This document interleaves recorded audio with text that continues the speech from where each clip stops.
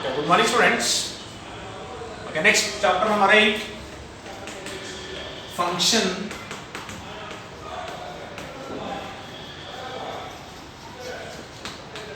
overloading and member functions. Next chapter number 8, function overloading and member function. What is function overloading?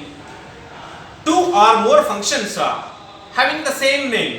ಎರಡು ಅಥವಾ ಎರಡಕ್ಕಿಂತ ಜಾಸ್ತಿ ಫಂಕ್ಷನ್ಗೆ same name ಇರುತ್ತದೆ, but different in number of arguments. ಆ function ಒಳಗಡೆ ನಾವು ಆರ್ಗ್ಯುಮೆಂಟ್ಸ್ ಬರೆಯುವಾಗ ಒಂದು ಫಂಕ್ಷನ್ಗೂ ಇನ್ನೊಂದು ಫಂಕ್ಷನ್ಗೂ ಹೆಸರು ಮಾತ್ರ ಸೇಮ್ ಇರ್ತದೆ, but different in number of arguments or data type of arguments. Number of arguments ಆದ್ರೂ ಡಿಫರೆಂಟ್ ಇರಬೇಕು, ಅಥವಾ ಡೇಟಾ ಟೈಪ್ ಆಫ್ ಆರ್ಗ್ಯುಮೆಂಟ್ಸ್ ಆದ್ರೂ ಡಿಫರೆಂಟ್ ಇರಬೇಕು. ಆ ತರ ಇದ್ರೆ ಅದನ್ನೇ ನಾವೇನಂತ ಕರಿತೀವಿ ಅಂದ್ರೆ ಫಂಕ್ಷನ್ ಓವರ್ಲೋಡಿಂಗ್. ಫಾರ್ ಎಕ್ಸಾಂಪಲ್ ಒಂದು ಬರೀತೀವಿ ನೋಡ್ರಿ. Example, int volume int P comma int Q comma int R. ಇನ್ನೊಂದು ತಗೊಂತೀನಿ same function, float volume float x, float y, float z. ಈಗ ನೋಡ್ರಿ, ನಮ್ಮ ಹತ್ರ ಎರಡು ಫಂಕ್ಷನ್ ಇದೆ. ಎರಡು ಫಂಕ್ಷನ್ ಹೆಸರು ಏನಿದೆ? Volume volume. Function name is same, but different in number of arguments. ಇಲ್ಲಿ ಎಷ್ಟು ನಂಬರ್ ಆಫ್ ಆರ್ಗ್ಯುಮೆಂಟ್ಸ್ ಇದೆ? 1 2 3. ಇಲ್ಲಿ 1 2 3. ಅಲ್ಲೂ ಅಷ್ಟೇ ಸೇಮ್ ನಂಬರ್ ಆಫ್ ಆರ್ಗ್ಯುಮೆಂಟ್ಸ್ ಇದೆ, ಅದಾದ್ರೂ ಡಿಫರೆಂಟ್ ಆಗಿರಬೇಕು. ಅಥವಾ data type int int int. ಇಲ್ಲೇನಿದೆ data type? Float float float. Number of arguments ಆದ್ರೂ ಡಿಫರೆಂಟ್ ಇರಬೇಕು, ಅಥವಾ ಡೇಟಾ ಟೈಪ್ ಆಫ್ ಆರ್ಗ್ಯುಮೆಂಟ್ಸ್ ಆದ್ರೂ ಡಿಫರೆಂಟ್ ಇರಬೇಕು. ನಂಬರ್ ಆಫ್ ಆರ್ಗ್ಯುಮೆಂಟ್ಸ್ ಅಲ್ಲೂ 3 ಇದೆ, ಇಲ್ಲೂ 3 ಇದೆ, ಅದು ಡಿಫರೆಂಟ್ ಇಲ್ಲ.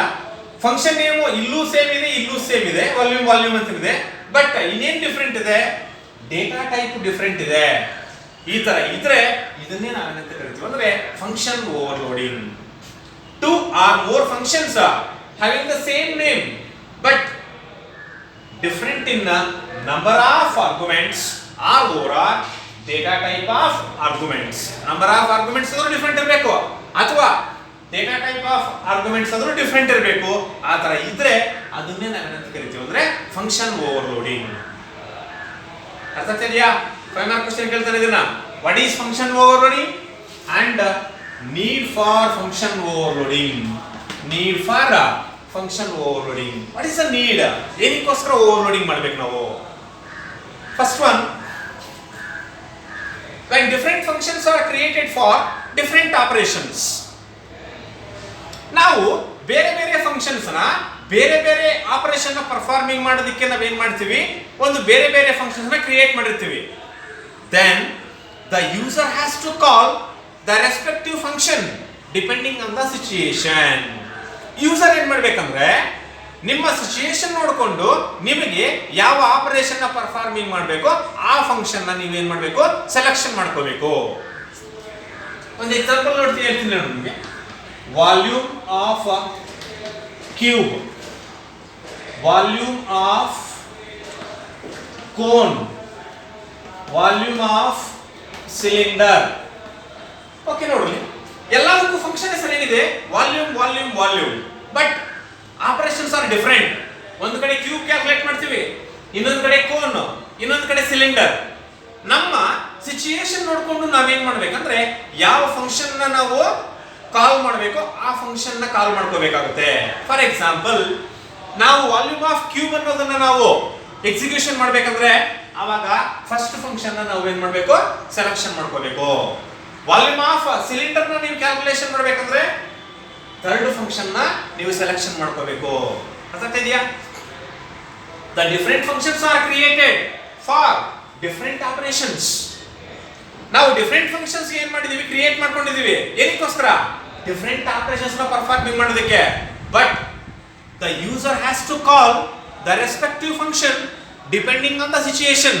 ನಾವು ಯೂಸರ್ಸ್ ಏನ್ ಮಾಡ್ಬೇಕಂದ್ರೆ ನಮ್ಮ ಸಿಚುಯೇಷನ್ ನೋಡಿಕೊಂಡು ನಾವು ನಮಗೆ ಯಾವ ಫಂಕ್ಷನ್ ಬೇಕೋ ಆ ಫಂಕ್ಷನ್ ನೀವು ಏನ್ ಮಾಡ್ಕೋಬೇಕು, ಸೆಲೆಕ್ಷನ್ ಮಾಡ್ಕೋಬೇಕಾಗುತ್ತೆ, ಕಾಲ್ ಮಾಡಬೇಕಾಗುತ್ತೆ. ಯಾಕಂದ್ರೆ ಎಲ್ಲಾ ಫಂಕ್ಷನ್ ಸೇಮ್ ಇರ್ತದೆ, ವಾಲ್ಯೂಮ್ ವಾಲ್ಯೂಮ್ ವಾಲ್ಯೂಮ್ ಅಂತ ಇರ್ತದೆ, ಬಟ್ ಆಪರೇಷನ್ಸ್ ಮಾತ್ರ ಡಿಫ್ರೆಂಟ್. ನಮಗೆ ಕನ್ಫ್ಯೂಷನ್ ಆಗುತ್ತೆ ಅವಾಗ, ಯಾವ ಫಂಕ್ಷನ್ ನಾನು ಕಾಲ್ ಮಾಡಬೇಕು. ಅದಕ್ಕೆ ಯೂಸರ್ ಏನ್ ಮಾಡ್ಬೇಕಂದ್ರೆ ಅಲ್ಲಿ ಇನ್ವಾಲ್ವ್ಮೆಂಟ್ ಆಗಬೇಕಾಗುತ್ತೆ. ಯಾಕೆ ಅಂದ್ರೆ ನೀವು ಯಾವ ಆಪರೇಷನ್ ಪರ್ಫಾರ್ಮಿಂಗ್ ಮಾಡ್ಬೇಕು ಅನ್ಕೊಂತ ಇದ್ದೀರೋ ಆ ಫಂಕ್ಷನ್ ಕರೆಕ್ಟ್ ಆಗಿ ನೀವೇನ್ ಮಾಡ್ಕೋಬೇಕು, ಸೆಲೆಕ್ಷನ್ ಮಾಡ್ಕೋಬೇಕು.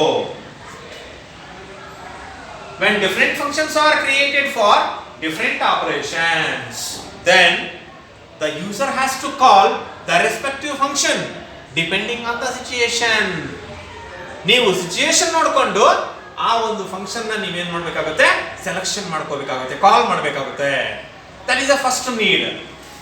Next second one is it is very easy to understand the flow of information and debug. ಈ ಒಂದು ಫಂಕ್ಷನ್ ಓವರ್ಲೋಡಿಂಗ್ ನ ಯೂಸ್ ಮಾಡೋದ್ರಿಂದ ನಾವು ಈಸಿಯಾಗಿ ಏನ್ ಮಾಡಬಹುದು ಅಂದ್ರೆ ಅಂಡರ್ಸ್ಟ್ಯಾಂಡಿಂಗ್ ಮಾಡ್ಕೋಬಹುದು, ಯಾವ ತರ ಇನ್ಫಾರ್ಮೇಶನ್ ಫ್ಲೋ ಆಗ್ತದೆ ಮತ್ತೆ ಯಾವ ತರ ಅದನ್ನ ಡಿಬಗ್ ಮಾಡಬಹುದು. It is very easy to understand the flow of information and debug. ಯಾವ ತರ ಇನ್ಫಾರ್ಮೇಶನ್ ಫ್ಲೋ ಆಗ್ತಾ ಇದೆ ಅದನ್ನ ಯಾವ ತರ ಡಿಬಗ್ ಮಾಡ್ಕೋಬೇಕು ಅನ್ನೋದು ತುಂಬಾ ಈಸಿ. ನೆಕ್ಸ್ಟ್ ಮೂರನೇದು ಒಂದು code maintenance is very easy. ಇದರಲ್ಲಿ ನೀವು ಯಾವ ಕೋಡಿಂಗ್ ಆದ್ರೂ ಬರೀರಿ, ಆ ಕೋಡ್ ನ ನಾವೇನ್ ಮಾಡಬಹುದು ಅಂದ್ರೆ ಈಸಿಯಾಗಿ ಮೇಂಟೈನ್ ಮಾಡಬಹುದು. ನೆಕ್ಸ್ಟ್ ನಾಲ್ಕನೇದು ಬಂದು easier interface between programs and the real world objects. ಯಾವುದೇ ಒಂದು ಪ್ರೋಗ್ರಾಮ್ಸ್ ಇರಲಿ, ಯಾವುದೇ ಒಂದು ರಿಯಲ್ ವರ್ಲ್ಡ್ ಆಬ್ಜೆಕ್ಟ್ಸ್ ಇರಲಿ, ಅದರ ಮಧ್ಯದಲ್ಲಿ ನಾವೇನ್ ಮಾಡಬಹುದು ಅಂದ್ರೆ ಈಸಿಯಾಗಿ ಇಂಟರ್ಫೇಸ್ ಇನ್ವಾಲ್ವ್ಮೆಂಟ್ ಆಗ್ಬೋದು. Easier interface between the user programs and real world objects. Easier interface between programs and real world objects. ಒಂದು ಪ್ರೋಗ್ರಾಮ್ಸ್ಗೂ ಮತ್ತೆ ರಿಯಲ್ ವರ್ಲ್ಡ್ ಆಬ್ಜೆಕ್ಟ್ಸ್ ಗೆ ಮಧ್ಯದಲ್ಲಿ ಈಸಿಯಾಗಿ ನಾವೇನ್ ಮಾಡಬಹುದು, ಇಂಟರ್ಫೇಸ್ ಆಗಬಹುದು. These are the need for function overloading. ಇಲ್ಲಿ 4 ಪಾಯಿಂಟ್ ಇದೆ. What is function overloading and need for function overloading ಅಂತ ಕೇಳ್ತಾರೆ. 2 or more functions having the same name but different in number of arguments or data type of arguments. Number of arguments ಆದ್ರೂ different ಇರಬೇಕು ಅಥವಾ data type ಆದ್ರೂ different ಇರಬೇಕು. ಆ ತರ ಇದ್ರೆ ಅದನ್ನ ಏನಂತ ಕರೀತೀವಿ ನಾವು, function overloading. Then what is the need for function overloading? First one, when different functions are created for different operations. Now different functions are create ಮಾಡಿದೀವಿ for different operations, then the user has to call the respective function depending on the situation.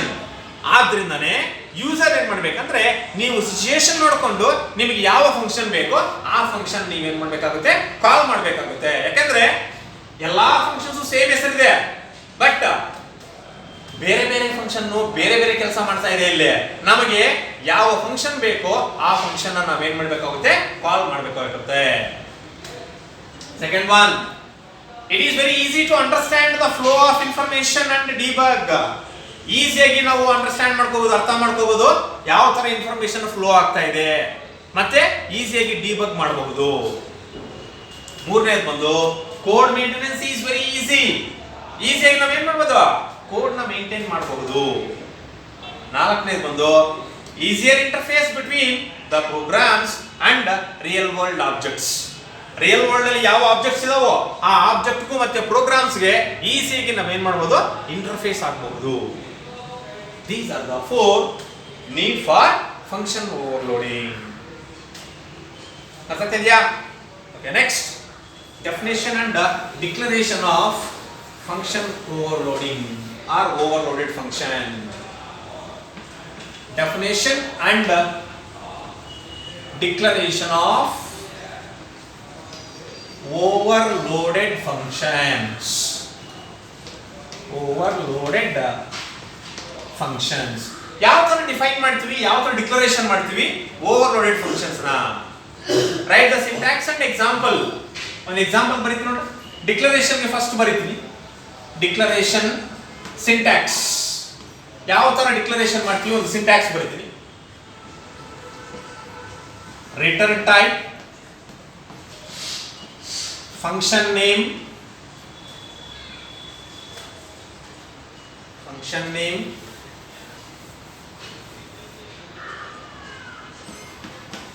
type arg1 comma type arg2 dash dash dash bracket close semicolon. Okay, this is the syntax for declaration of overloaded function. ಯಾವ declaration ಮಾಡ್ತೀವಿ ಒಂದು overloaded function ಅಂದ್ರೆ first return type ಬರೀಬೇಕು, ಆಮೇಲೆ function name, type ಅಂದ್ರೆ data type, argument 1 data type, argument 2 dash dash dash ಇಷ್ಟು ಬೇಕಾದ್ರೂ ಬರ್ಕೋಬಹುದು. ಇದು ಸಿಂಟ್ಯಾಕ್ಸ್. ಆ ಡಿಕ್ಲರೇಷನ್ ಗೆ ಎಕ್ಸಾಂಪಲ್ ಬರ್ದಿದ್ದೀನಿ ನೋಡ್ರಿ, ಕೆಳಗಡೆ ಇದೆ. ರಿಟರ್ನ್ ಟೈಪ್ ಅಂದ್ರೆ ಯಾವುದು? Int. What is the function name? Volume. What is the type? Int. Argument 1 p comma next data type ಯಾವುದು? int. what is an argument 2? q. next data type int. argument 3 r. this is an example for declaration of overloaded function.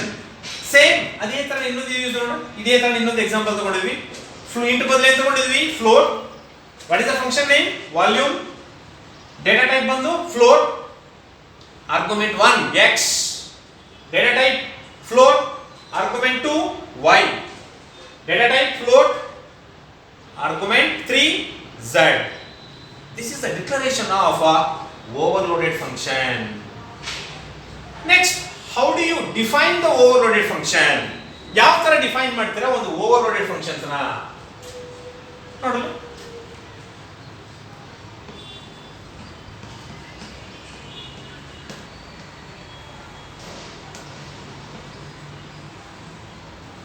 Same ಇದನ್ನ ಮೇಲ್ಗಡೆ ಯಾವ ತರ use ಮಾಡಿದೀವೋ ಅದೇ ತರನೇ use ಮಾಡಿದೀವಿ.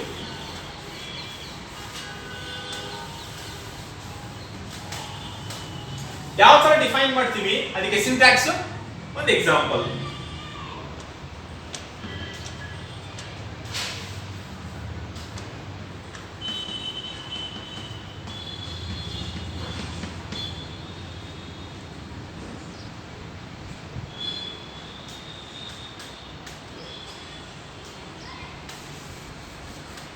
Volume ಓದಬೇಕಂದ್ರೆ product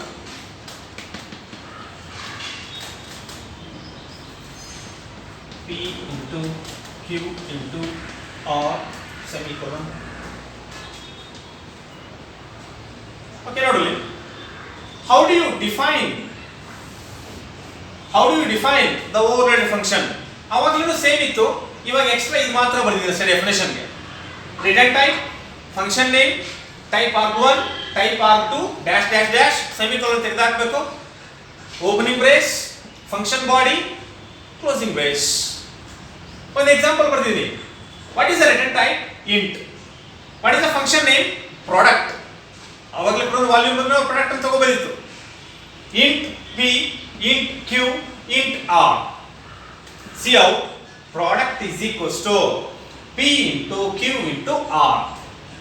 ಅಂದ್ರೆ p values into q value into r value multiply ಮಾಡಿದ್ರೆ ನಮಗೆ ಏನು ಸಿಗ್ತದೆ? Product of 3 variables. ಈ ಎಕ್ಸಾಂಪಲ್ ಆದ್ರೂ ಬರೀಬಹುದು ಅಥವಾ ಇನ್ನೊಂದು example.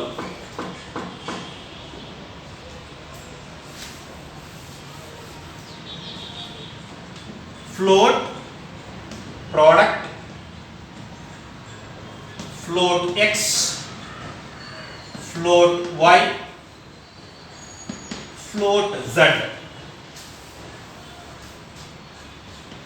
x into x into y into y into z into z semicolon.